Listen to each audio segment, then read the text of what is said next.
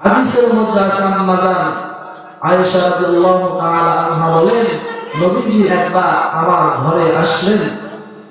আসার পর নবীজির পোশাক খুলে শয়ন করলেন, শুয়ে পড়লেন। গভীর রাত্রিতে দেখতেছি নবীজি আমার রুমে নাই। তো আমি এদিকে সেদিকে তালাশ করলাম, তালাশ করে দেখি নবীজি জান্নাতুল বাকিতে গিয়ে আল্লাহকে ডাকতেছেন আর বলতেছেন, ইন তুআযিবুহুম ফাইন্নাহুম ইবাদুক ওয়া ইন তাগফির লাহুম ফাইন্নাকা আনতাল আজিজুল হাকীম। আল্লাহর পয়গম্বর আল্লাহ তাআলাকে ডাকেন আর বলেন, হে মালিক, ইন তুআযিবুহুম ফাইন্নাহুম ইবাদুক, আপনি যদি চান তাহলে আপনার বান্দাদেরকে আপনি শাস্তি দিতে পারেন, কারণ তারা আপনার বান্দা। আর আপনি চাইলে আপনার বান্দাদেরকে ক্ষমা করে দিতে পারেন, কারণ আপনি হলেন ক্ষমাশীল পরাক্রমশালী। এই মুসলমান আল্লাহর কোরআন ভেবে দেখেছেন নাকি কথাটা?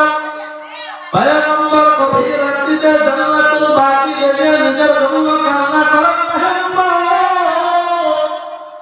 আল্লাহর পয়গম্বর নিজের জন্য কান্না না করে উম্মতের জন্য কান্না করেন। যে পয়গম্বর নবী আমার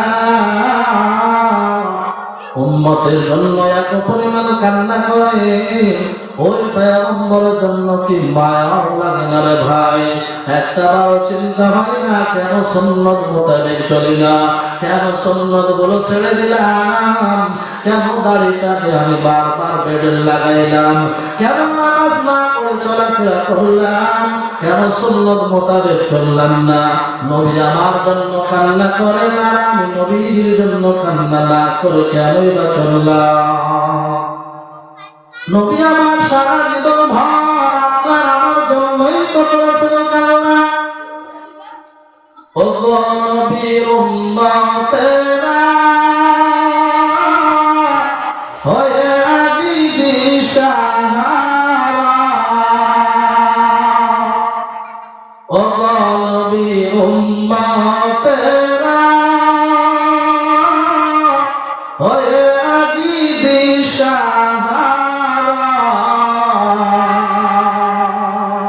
কোরআন হাদিস ছেড়ে চলো যখন যাহা চাই মনে, কোরআন হাদিস ছেড়ে চলো যখন যাহা চাই মনে, নবী বিনে কে তরাবে ফুল সিরাত মিজানে, নবী বিনে কে তরাবে ফুল সিরাত মিজানে। নবী আমার উম্মতের কান্ডারি,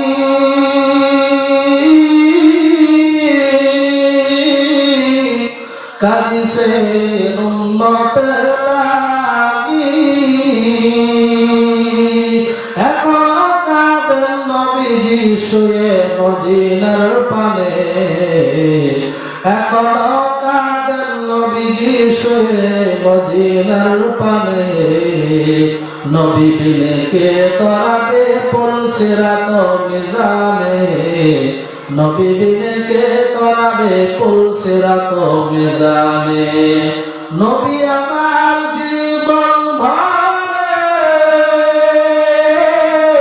দিল লাগিয়া কষ্ট করে, দান দান শহীদ করেছেন, দান দান শহীদ করেছেন ওহদের ময়দানে। নবী বিনে কে তরাবে ফুল সিরাত মিজানে, আহা নবী বিনে কে তরাবে ফুল সিরাত মিজানে। এ মুলতানের আব্বা জানো যুবক বাবা, ও মা পরদানি সাম্মা জানেরা ভালো করে শুনিয়া না।